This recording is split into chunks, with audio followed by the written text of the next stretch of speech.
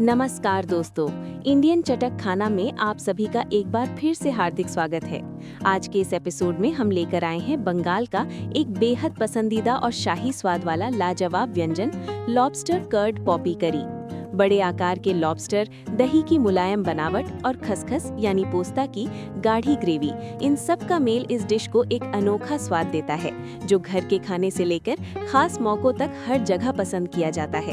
इस स्वादिष्ट डिश को बनाने के लिए हमें चाहिए 2 बड़े लॉबस्टर, प्याज का पेस्ट, कटी हुई हरी मिर्च, खसखस का पेस्ट, सफेद दही, कटा हुआ प्याज, नमक, तेल, चीनी, साबुत हरी मिर्च और कटे हुए टमाटर। इन साधारण सामग्रियों की मदद से हम तैयार करेंगे आज की खास लॉबस्टर कर्ड पॉपी करी। अब चलिए इसकी बनाने की प्रक्रिया की ओर बढ़ते हैं। सबसे पहले एक कढ़ाई में तेल गरम करें। तेल गरम हो जाने के बाद कटा हुआ प्याज डालकर अच्छे से भूनें। प्याज को तब तक भूनना है जब तक वो हल्का भूरा न हो जाए। जब प्याज भूरा हो जाए तब उसे कढ़ाई से निकालकर एक अलग प्लेट में रख लें। यही बाद में बेरिस्ता के रूप में इस्तेमाल होगा। अब उसी कढ़ाई में प्याज का पेस्ट और हरी मिर्च का पेस्ट डालकर अच्छी तरह भूनें। जब मसाला तेल छोड़ने लगे तब उसमें खसखस का पेस्ट डालें और अच्छे से मिलाएं। इसके बाद धीरे धीरे सफेद दही डालें। ध्यान रखें कि दही फटे नहीं, इसलिए आंच धीमी रखें और लगातार चलाते रहें। अब इसमें 2 टेबलस्पून चीनी और स्वादानुसार नमक डालकर अच्छी तरह मिलाएं।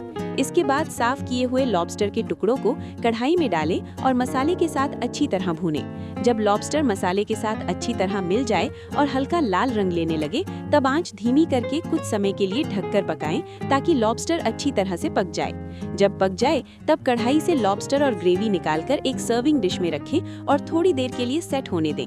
अंत में ऊपर से तले हुए प्याज यानी बेरस्ता छिड़कें और हरी मिर्च तथा टमाटर के टुकड़ों से सजाकर परोसें। इस तरह तैयार हो जाएगी स्वादिष्ट और आकर्षक लॉबस्टर कर्ड पॉपी करी।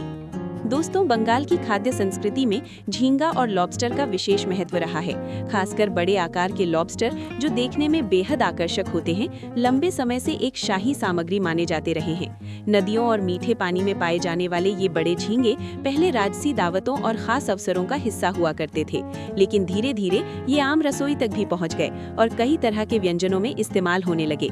दूसरी ओर खसखस यानी पोस्ता बंगाल की रसोई का एक बहुत ही खास हिस्सा है। इसका मुलायम स्वाद और गाढ़ापन खाने को एक अलग पहचान देता है। दही का उपयोग भी बंगाली व्यंजनों में लंबे समय से होता आ रहा है, जो खाने में हल्का खट्टा मीठा स्वाद जोड़ता है। लॉबस्टर कर्ड पॉपी करी इन सभी तत्वों का एक बेहतरीन संगम है। ये डिश एक तरफ जहां पारंपरिक है, वहीं आधुनिक स्वाद के साथ भी पूरी तरह मेल खाती है। कोलकाता जैसे शहर में इस तरह के फ्यूजन व्यंजन तेजी से लोकप्रिय हो रहे हैं, जहां पारंपरिक सामग्री के साथ नए स्वाद तैयार किए जा रहे हैं। खासकर रेस्टोरेंट और आधुनिक कुकिंग में ये डिश अब काफी प्रसिद्ध हो चुकी है। आज के समय में बंगाल की खाद्य संस्कृति एक नए बदलाव से गुजर रही है, जहां पुराने स्वाद को बनाए रखते हुए उसे नए अंदाज में पेश किया जा रहा है।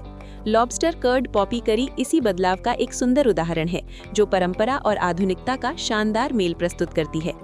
अंत में कहा जा सकता है कि ये डिश केवल एक भोजन नहीं, बल्कि एक सांस्कृतिक विकास का प्रतीक है, जहां इतिहास, परंपरा और आधुनिकता का सुंदर संगम देखने को मिलता है।